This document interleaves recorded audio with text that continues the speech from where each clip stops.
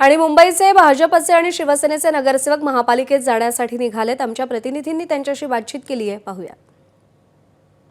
महायुतीचे सगळे नगरसेवक हे आता हुतात्मा स्मारकाकडे निघालेले आहेत आणि आपण सध्या बघू शकतो आहे की दोन बसेसमध्ये हे सगळे महायुतीचे जे नगरसेवक आहेत ते हुतात्म्यांना वंदन करण्यासाठी जातात। एकूणच महापालिका निवडणुका दरम्यान एक नॅरेटिव्ह सेट करण्याचा प्रयत्न कुठेतरी होताना दिसलेला होता आणि त्याला प्रत्युत्तर देण्याचा प्रयत्न भाजप आणि शिवसेना या नगरसेवकांकडनं आपल्याला होताना दिसतो आहे। प्रामुख्यानं आज महापालिका मध्ये महापौर विराजमान होणार आहेत आणि त्यासाठी मुख्यमंत्री आणि उपमुख्यमंत्री हे दोघंही दाखल होताना दिसतील। आपल्यासोबत नगरसेवक आहेत, आपण त्यांच्याशी बातचीत करूया।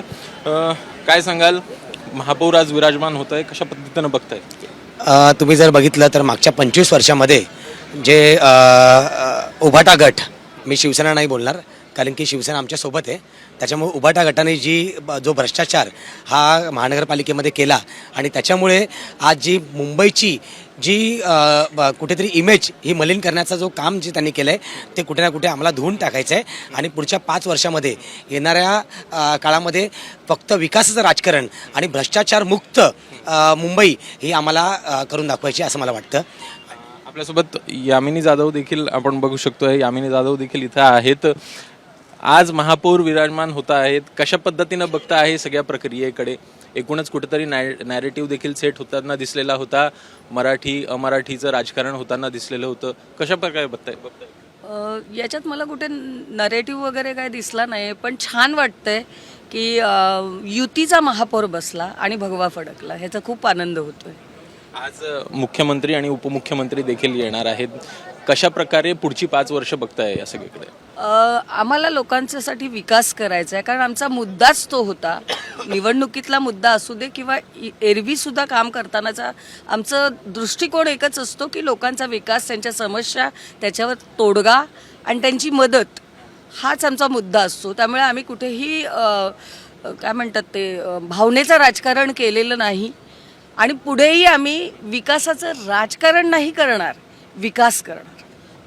कुठेतरी भावनिक राजकारण होताना दिसलेलं होतं, त्याकडे कशा प्रकारे बघता आहे? त्याला प्रत्युत्तर दिलं या निवडणुकीतनं असं वाटतं? भावनिक राजकारण काय असतं माहिती आहे, भावना वेगवेगळ्या प्रकारच्या असतात।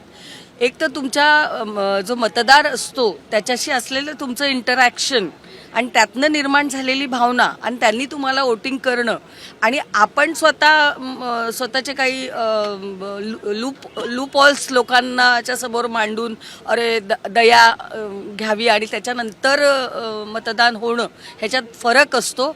आम्ही लोकांच्या काळजाला हात घातलेला आहे, त्यांच्या हृदयात राहण्याचा, आम्ही घरात नाही प्रत्येक हृदयात राहण्याचा प्रयत्न आमचा असतो लोकप्रतिनिधी म्हणून, आणि त्या पद्धतीनं आम्ही या महानगरपालिकेमध्ये आलेलो आहोत। सगळ्यात महत्त्वाचं म्हणजे इतक्या करोडो लोकांमधनं ज्या वेळेला आपल्याला या सभागृहात बसण्याची संधी मिळते, त्या सभागृहाची गरिमा राखणं हे प्रत्येक सदस्याचं काम आहे, मग तो विरोधातला असू दे किंवा सत्तेतला असू दे। एबीपी माझा, उघडा डोळे बघा नीट।